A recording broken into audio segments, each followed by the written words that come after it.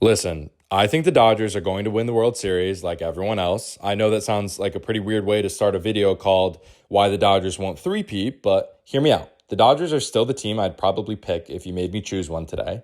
They have Shohei Ohtani, they have Mookie Betts, they have Freddie Freeman. They have one of the deepest pitching staffs in like baseball history. They added Tariq Skubal at the deadline, and they've already won two straight World Series. So yeah, they're obviously the favorite, but I wanted to talk about some of the reasons why they won't win the World Series because I think everyone's talking about all of the reasons why they'll win the World Series again. So yeah, first of all, let's talk about the obvious. The Dodgers are 80-53. That's an incredible record. They're leading the NL West by a comfortable margin. They've scored 661 runs, which is among the best marks in baseball. The run differential is 149. This isn't some team that's getting lucky every night. They're legitimately one of the best teams in baseball, and I don't need to tell you that, right? But they're not running away from everybody, which, I mean, we're talking about this team winning 120 games this year. Milwaukee is 82-51. Atlanta is 78-55. And both of those teams have shown that they could go toe-to-toe with the Dodgers. In fact, Atlanta just beat the Dodgers 6-5 in a walk-off on Wednesday, taking three straight games in the season series and sending the Dodgers home with another loss. And that matters because October isn't, just going to be played against the NL West. The Dodgers are eventually going to have to deal with the best teams in the National League. And, that's how it always is. And right now, there are some teams that look a lot more dangerous than they did a year ago. The bullpen worries me, right? This is probably my biggest concern. The Dodgers spent the offseason trying to fix their bullpen, and on paper, it looked ridiculous. They signed Edwin Diaz to a 3-year, $69 million contract, the highest annual value ever given to a reliever. The idea was basically, okay, we're going to make sure the bullpen isn't this thing that's going to hurt us in October, except Edwin Diaz has struggled badly. He has an 11.85 ERA through his first 16 appearances and then landed on the injured list with neck inflammation. And when he returns, Dave Roberts has already said he's not immediately going back to that closer role, which is a pretty big deal because the Dodgers signed him to be their closer. The Dodgers don't just need him to be healthy. They need him to be Edwin Diaz, the guy they signed, the guy who can come into the 8th or ninth inning and basically make the game feel over. Instead, he's coming back trying to rebuild confidence and earn his way back into high leverage situations. And that's it's not exactly what you want heading into October. The bigger problem is that it's not just Diaz. MLB recently pointed out that the Dodgers bullpen had a 4.66 ERA over 31 games dating back to July 10th. That's not a disaster, but for a team trying to win 3 straight World Series, it's a problem, especially because playoff runs are different. Managers shorten the leash on starters. Bullpen innings become incredibly important, and eventually you're going to have a game where the starter gives you 6 good innings and you need 3 relievers to get the final 9 outs. Yamamoto isn't going to pitch a complete game every time out, but probably a couple of times. If the Dodgers can't trust those guys in the bullpen, that's where this team could get knocked out. And then obviously there's Kyle Tucker. This one might be the strangest part of the entire season. The Dodgers signed Kyle Tucker for 4 years and $240 million. He was supposed to make this lineup even more ridiculous. Instead, he's been one of the biggest disappointments on the roster. And I made a video on this a couple of days ago, just on how horrible it's been, especially at home. Tucker's home OPS has been just 558, the lowest among qualified hitters in baseball.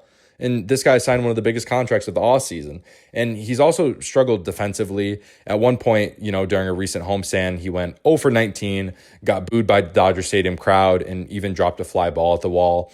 And this isn't just a bad month. Tucker has gone from being one of the most consistent hitters in baseball over the past couple of years to having an OPS below 700. Before the season, he hadn't had a sub 800 OPS since his rookie year. That's a massive drop and just insane to even think about. Like, I'm not saying Kyle Tucker is going to be bad forever. Actually, I think there's a pretty good chance he gets hot again, and he's still an incredibly talented baseball player. So I'm not going to be surprised when he starts playing like he's supposed to.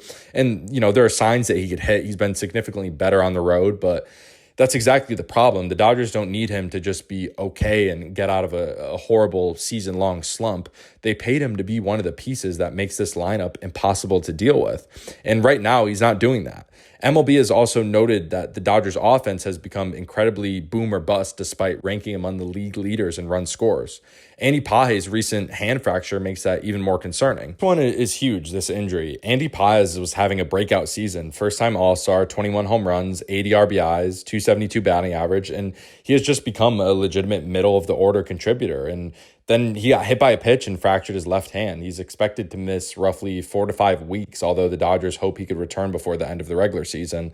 That timing is just brutal because now you're getting the part of the season where every game is about preparing for October. And instead of having Pages building momentum, you're hoping he could heal in time to even be a part of this postseason roster. That's another big bat the Dodgers suddenly have to replace. And obviously, he's not that star guy in their lineup, right? He's not one of the names when you look at the Dodgers lineup, but he's been producing for them this year. And I think this is where some of the Dodgers depth gets tested a little bit, because normally you could say, whatever, the Dodgers have too much talent, they'll figure it out. That's, what I would say, and that's fair. They probably will, but there's a difference between surviving these injuries in May and trying to survive them in October. If Paz comes back and is completely healthy, then great. If Tucker suddenly starts hitting, great. If Edwin Diaz comes back and looks like his old self, great. But if the Dodgers are stacking a lot of these ifs, it's not a great recipe coming into October. And you don't want to be relying on everything going perfectly, right? But obviously, they're one of the teams that can afford to deal with all this stuff, and they're not the only team dealing with these kind of issues. It's a baseball-wide thing every single year for every single team going into the playoffs. There's always going to be injuries, and it's going to happen to every team in the league. But, these are just some of the reasons why I think they could struggle in October and just the question marks that we could raise. And I think Shohei Ohtani is obviously another huge question, right? This is the biggest wild card on the entire team.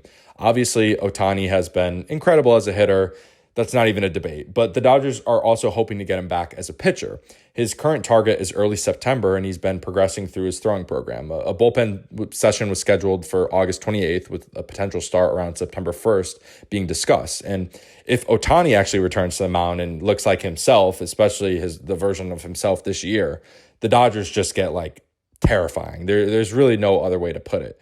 Ohtani, Yamamoto, Skubal, Glasnow, all the depth that they had, it's just ridiculous. They could almost build two teams that would be playoff teams. So yeah, it gets interesting. I don't think Shohei Ohtani has been this amazing playoff pitcher that we have expected him to be. But I do think it gets very interesting because he is a question mark. And, when you have these other great pitchers on the roster, Yamamoto, Skubal, Glasnow, it gets very interesting to see if Ohtani coming off of injury and, what his role is potentially in October. So it's a lot to deal with. And obviously, if something goes wrong physically with him, suddenly their entire equation changes. And then, yeah, if the Dodgers don't already have enough pitching question marks right now, Roki Sasaki just left Wednesday's game against Atlanta with a blister. He's headed to the 15-day injured list. And that's frustrating because Sasaki had started looking more comfortable after spending a huge portion of the season dealing with injuries and just kind of going through ups and downs. So he's going back on the IL right now as the Dodgers are trying to get everyone healthy for October. This is the Dodgers' biggest problem, right? They have an incredible amount of pitching talent, but getting all of it healthy at the same time has been nearly impossible. And eventually that's going to matter. Glasnow, Ohtani, Skubal in some cases. These are pitchers that, have dealt with a lot of injuries. And it matters coming into October. You want to know where your rotation is at. And lucky for them, right? They have a ton of depth, but you still got to put pitchers out there for the series. You still have to decide who's going to pitch. And if it's a decision between, their fifth guy healthy or, bringing back Ohtani, there's going to be some questions raised because October baseball is stupid, right? That's the simplest way I can put it. You could be the best team in baseball for 6 months and lose a playoff series in 4 or 5 games. All it takes is one bad start, which is why, who knows what the injuries look like, but one bad start, one bullpen collapse, one superstar going 2 for 17 in a series, one bad defensive play, and suddenly you're going home. The Dodgers learned that firsthand in 2023 when they had the best record in the NL and got swept by Arizona.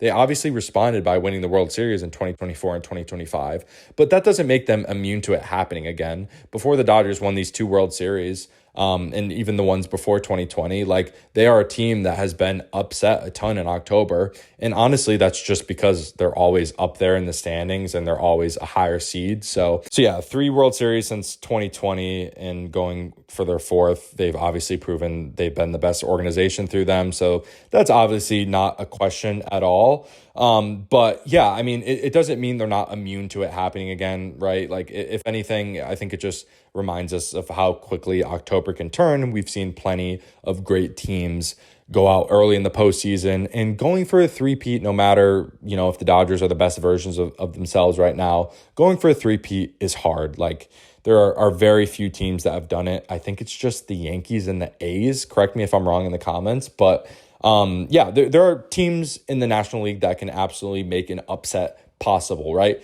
Milwaukee has the best record in baseball right now. Atlanta is right there. I think the Phillies are dangerous and they're starting to get hot at the right time. The Cubs are a major threat. Like, honestly, I may make a video on how they're my pick to win the World Series. And, the NL isn't just going to simply hand Los Angeles another World Series appearance, right? The Dodgers are going to have to earn it. I don't think they're going to have a cakewalk. Like, I don't think they're going to win every single game in the postseason. I think it's going to be very competitive in the NL this year. And right now, I don't think they're as clean as they were supposed to be.